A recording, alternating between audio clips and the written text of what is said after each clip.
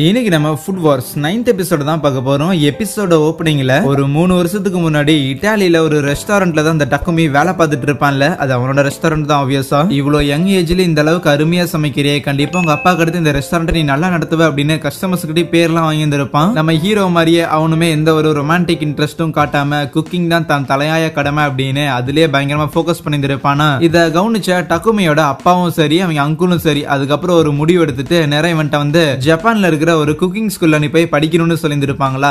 நான் ஏன் போய் படிக்கணும், அதான் ஏற்கனவே நான் சூப்பராகவே சமைக்கிறேனே. இருந்தாலும் டக்குமியோட அங்கிள் இங்க பாரு, கண்டிப்பா அது பயங்கர ஃபேமஸான வேர்ல்ட் ஃபேமஸான ஒரு ஸ்கூல், சரியா? அதுக்கான செலவு எல்லாத்தையும் நானும் உங்க அப்பாவை மட்டுமே பாத்துக்கோ, நீ ஒன்ஸ் அங்க போயிட்டு வா, அதுக்கப்புறம் ரிசல்ட் என்னன்னு உனக்கே தெரியும். டக்குமியோட தம்பியுமே நீ எங்க போறியோ நானும் வரேன்னு பெருசதுக்கு அப்செக்ட் எல்லாம் பண்ணியிருக்க மாட்டான். பிளஸ் டக்குமியோட அப்பா இருக்கிறாருல, அவரோட மைண்ட்ல எப்படியும் இன்னும் ஒரு 2-3 வருஷத்துலயே டக்குமி என்னோட பெட்டரா சமைக்க ஆரம்பிச்சிருவான். ஆனா அவனோட பெட்டரா இருக்கிற ஆளுங்களை அவன் ஃபேஸ் பண்ணும்போது தான் அவன் இன்னுமே தலை சிறந்து விளங்க முடியும்னு சொல்லி அவங்க அப்பா இந்த ஸ்கூலுக்கு சேர்த்துறதுக்காக ஒத்துந்திருப்பாரு. ஈவன் இந்த ஸ்கூலுக்கு வரும்போது டக்குமியோட மைண்ட் செட்டுமே என் வயசுல இருக்கிற பசங்க கிட்ட நான் ஒன்னும் தோக்குறதுக்காக இங்க வரல, தோக்கவும் கூடாது அப்படிங்கிற மைண்ட் செட்ல தான் இருந்திருப்பான். அப்பதான் செரிமனி ஃபங்க்ஷன் அப்ப நம்ம ஹீரோவும் நல்லா பணக்கார பசங்களா, இதுக்கு முன்னாடி எந்த ஒரு கடையிலயும் கஸ்டமர்ஸ் மோடி நின்று வேலையெல்லாம் பார்த்துருக்க மாட்டேங்கன்னு நினைக்கிறேன். ஆகையால் உங்ககிட்ட நான் ஒன்னும் தோக்க போறது கிடையாது, நான் தான் இந்த ஸ்கூலோட டாப்ல இருக்க போறேன் அப்படின்னு ஹீரோ சொல்லியிருப்பான்ல. இது நம்ம டக்குமிய காண்டே தீர்ந்திருக்கும். யாரை பார்த்து கஸ்டமர் முன்னாடி நிக்கலன்னு சொல்றேன்னு அதுவும் ஒரு ஆடட் வெறியா அந்த இடத்துல கொடூரமா சமைச்சு கொடுத்துருப்பானுங்க. அங்க இருக்கிற அந்த இன்ஸ்ட்ரக்டருக்குமே அது பிடிச்சிருந்திருக்கும். இதை பார்த்துக்கிட்டு இருந்த மத்த பசங்க எல்லாரும் எப்படி இவ்வளவு கம்மியான நேரத்துல அவன் சமைச்சிருந்தான், அந்த வார்த்தை உரிக்கிறக்கே அவ்வளவு நேரம் ஆகுமே அப்படின்னு சொல்லி வாயை பொழுது பாத்துக்கிட்டு இருக்கேன். டே ஹீரோ பையனை ஏற்கனவே பாஸ் ஆயிட்டேன், நீ என்னன்னா இன்னும் சமைக்க கூட ஆரம்பிக்கலன்னு சொல்லி வெறுப்பேத்திக்கிட்டு இருக்கேன். அப்பதான் அந்த லேடியுமே ஆமா நீ இதுக்கு முன்னாடி நீங்க 2 பேரும் காம்படிட் பண்ண போறீங்க அப்படின்னு சொல்லி என்கிட்ட கேட்டிருந்தீங்க தான் ஜட்ஜா இருக்க சொல்லி, நீ இந்த அளவுக்கு அருமையா சமைச்சிருக்க, சோ அதனால உங்களுக்கு ஜட்ஜா இருக்கிறதுக்கு ஒர்த்து தான், நான் உங்களுக்கு ஜட்ஜா இருக்கிறேன், நீங்க சாப்பாடு சமைங்க. ஆனா யாரு தோத்து போறீங்களோ, ஐ மீன் தோத்து போறாங்க அப்படின்னா யாரோட டேஸ்ட் கம்மியா இருக்குதோ, சோ அந்த கணக்கு அவங்க இந்த மாதிரி ஒரு நாய் மாதிரி மண்டி போட்டு நான் ஒரு நாய் நான் தோத்து போயிட்டேன் ஒரு தோத்தாங்குழி அப்படின்னு 3 தடவை சொல்லணும். இந்த மாதிரி உங்க கடையோட ரெப்புடேஷன் நான் உங்களோட சுயமரியாதை இழக்கிற அளவுக்கான ஒரு ஸ்டேக் இருக்கு அப்படின்னா தான் நீங்க பயங்கரமா ஹார்ட் ஒர்க் பண்ணுவீங்க. இருந்தாலும் மெகுமி பொண்ணு நீ பண்ண தேவையில்லை, இந்த மாதிரியான அழகான பொண்ணுங்களா பண்ணணும் அவசியம் இல்லை, அதுக்கெல்லாம் பசங்க பாத்துக்குவானுங்கன்னு சொல்லிக்கிட்டு இருப்பா. மறுபடியும் உன்னை நான் சேலஞ்ச் பண்றேன்டா, உன்னால என்னை விட பெட்டரா சமைக்க முடியுமான்னு அந்த டக்குமி பயங்கர கர்வத்துல இருக்கேன். ஓகே இவனுங்க இப்ப பறக்கிறத சமைச்சிருக்கானுங்க,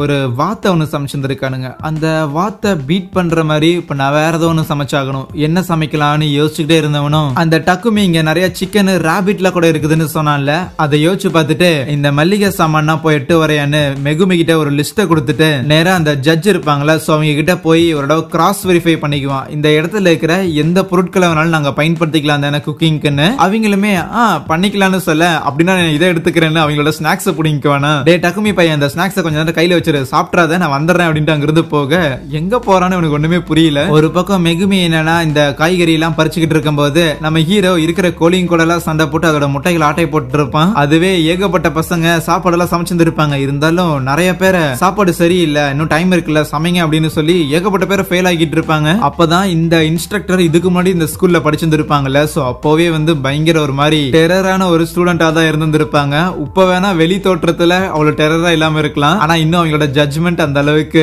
கடுசாதான் இருக்கு. என்னடா இருக்கிற எல்லாரும் மீனையே சமைச்சுக்கிட்டு இருக்கிறீங்க, வேற ஏதாவது ருசியா செஞ்சு கொடுங்கடா, அதுதான் இன்னும் 2-3 தடவை பண்றதுக்கான ஆப்ஷனுமே இருக்கு, டைம் முடிகிற வரைக்கும் ஏதாவது ஒண்ணு பண்ணுங்கன்னு சொல்ல வேகமா அங்க இருந்து போறானுங்க. அதுவே அந்த டக்குமி பையன் ஏன் ஹீரோ இன்னும் வரல, டைம் வேற போயிட்டே இருக்குன்னு சொல்லி டென்ஷன்ல இருப்பானா. ஐயோ அவன் வரல அப்படின்னா நமக்கு தான் ஏன் சந்தோஷம், நாம தானே ஜெயிக்க போறாங்க போது எனக்கு அந்த மாதிரியான ஒரு வெற்றி தேவை கிடையாது, எனக்கு அவனை நேருக்கு நேரா சமாளிச்சு அவனை முடிச்சு கட்டணும் அப்படின்னு சொல்லிட்டு இருப்பானா. இருந்தாலும் அவனுக்கு புரியல இந்த ஸ்நாக்ஸ் வச்சு அவன் என்னத்த பண்ண போறான், இதுல அவனால ஏதாவது பண்ண முடியுமா அப்படின்னு அவன் யோசிச்சுக்கிட்டு இருக்கும் போது கரெக்டா ஹீரோ அங்க வந்துருவானா. டே மெண்டல் பையிலே ஆடி அசைஞ்சு எங்கடா போயிட்டு வந்த, இன்னும் 15 நிமிஷம் தான் டைம் இருக்குது, நீ என்னத்த சமைப்ப அப்படின்னு சொல்லி இவன் பயங்கரமா அக்கறைப்பட்டுக்கிட்டு இருக்கும் போது நம்ம ஹீரோவும் 15 நிமிஷம் எல்லாம் தாராளமான டைம், ஒரு கஸ்டமருக்கு தேவையான ஃபுட்டை 15 நிமிஷத்துல நான் செஞ்சு கொடுக்குறேன்னு மெகுமியும் கட்டிங் வேலையெல்லாம் பாத்துக்கிட்டு இருக்கும் போது அப்பதான் ஹீரோ சொல்லி இருந்திருப்பான், இந்த மாதிரி நம்ம ஒரு ஃப்ரைடு டிஷ் பண்ண போறோம், ஃப்ரைட் ரைஸ் இல்ல, சோ கண்டிப்பா இவங்க மீனை தான் ஃப்ரை பண்ண போறாங்க, இருந்தாலும் நமக்கு மாவு ஏதாவது வேணுமே இல்ல கார்ன்ஃபிளவர் எதுவுமே கிடையாதுன்னு அந்த பொண்ணு கேட்டு இருந்திருப்பால, அதெல்லாம் தேவையே இல்ல, அதுக்கு பதிலா வேற ஒரு ஐட்டம் இருக்குன்னு இருப்பான். இவன் என்ன பண்ண போறான் அப்படின்னு ரொம்ப நேரம் யோசிச்ச டக்குமிக்கும் அப்பதான் புரியுது, ஆஹா அப்படின்னா இவன் இந்த ஸ்நாக்ஸ் தான் ஒரு மாவு மாதிரி பயன்படுத்த போறானு. அதே மாதிரிதான் அந்த மீனை ஃப்ரை பண்றதுக்காக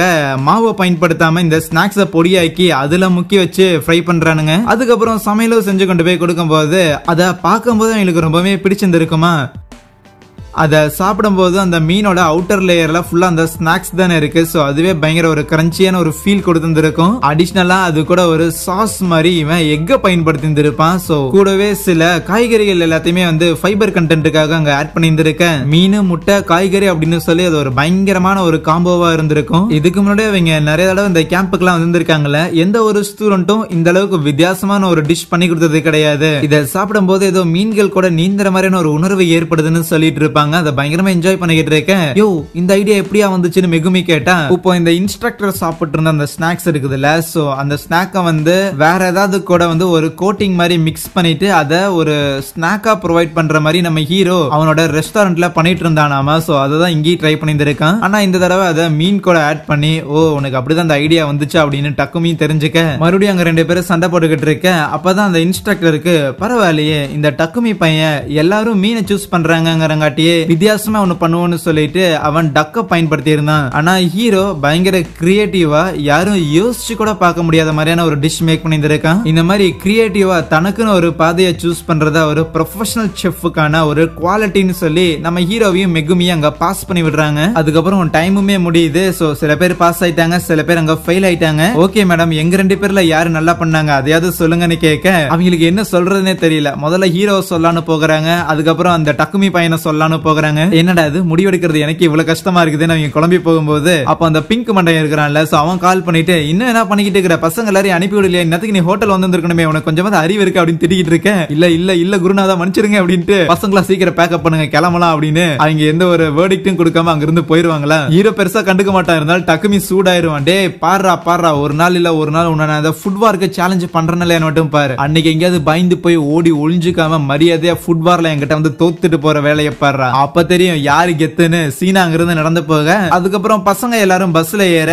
நம்ம ஹீரோ பக்கத்துலயே அந்த டக்குமிக்கு சீட் போட்டு இருந்திருப்பாங்களா. என்ன சார் வீராவாசனம் எல்லாம் பேசிட்டு போனீங்க, பக்கத்துல உட்காந்துருக்கீங்கன்னு சொல்லி ஹீரோ கலாய்ச்சிக்கிட்டு இருக்கேன். இருந்தாலும் அந்த டக்குமியோட மைண்ட்ல இல்ல எப்படியும் நாங்க கரெக்டா தான் சமைச்சோம், இருந்தாலும் அவங்க எந்த ஒரு வேர்டிக்டும் கொடுக்காம போனது, யாரு ஜெயிச்சாங்கன்னு சொல்லாம போனதே வந்து எனக்கு தூத்த மாதிரியான உணர்வு தான் ஏற்படுதுன்னு பயங்கர குழப்பத்துல இருக்கேன். மெகுமியும் அப்படியே எட்டி பாத்துக்கிட்டு இருப்பா, என்ன பண்றான் வேணு. அதுவே ஹீரோவோட மைண்ட்லயும் ஓகே அப்ப நான் தான் ஜெயிச்சேன்னு அனௌன்ஸ் பண்ண முடியாத அளவுக்கு ஜட்ஜே குழம்பி போறாங்கன்னா, என் வயசுல இந்த பையனுக்கும் அதிகமான டேலண்ட் இருக்குதான், மேபி நான் கடையிலே இருந்திருந்தேன்னா இது எனக்கு தெரியாமலே போயிருந்திருக்குன்னு உனக்கு புரியுது, வெளியே வந்தது நல்லதா போச்சுன்னு. அதுக்கப்புறம் திருப்பி ரெஸ்டாரண்ட் வரும்போது அங்க நம்ம ஹீரோஸோட ஹாஸ்டல் மேட்ஸ் எல்லாம் இருப்பானுங்கல்ல, சோ அவனுங்களும் பாஸ் ஆயிருப்பானுங்க. ஓகேடா ஒன்னும் பிரச்சனை இல்ல எல்லாருமே பாஸ் ஆயிட்டோம் அப்படின்னு அந்த ஷன் சொல்லிட்டு இருக்கும்போது அந்த யூகி பொண்ணு இருப்பாள், சோ அவ பயங்கர எக்ஸைட்டிங்கா இருப்பான். காலையில இருந்து பயங்கரமா டென்ஷன்லயே சமைச்சு ஒரு மாதிரி உடம்பெல்லாம் சூடா இருக்குது, போய் ஒரு குளியல போட்டோமா அந்த பெட்ல ஜாலியா என்ஜாய் பண்ணமா அப்படின்னு சொல்லிட்டு இந்த ஹோட்டல்ல இருக்கிற எல்லாத்தையும் ஜாலியா அனுபவிக்கலாம் அப்படின்னு நினைப்பா. ஆனா கட் பண்ண அந்த இடத்துல ஏகப்பட்ட இந்த ரெஸ்லிங் கிளப்பை சேர்ந்தவங்களும் ஸ்போர்ட்ஸ் கிளப்பை சேர்ந்தவங்களும் வந்து நின்று ஃபிளெக்ஸ் பண்ணிக்கிட்டு இருப்பாங்களா.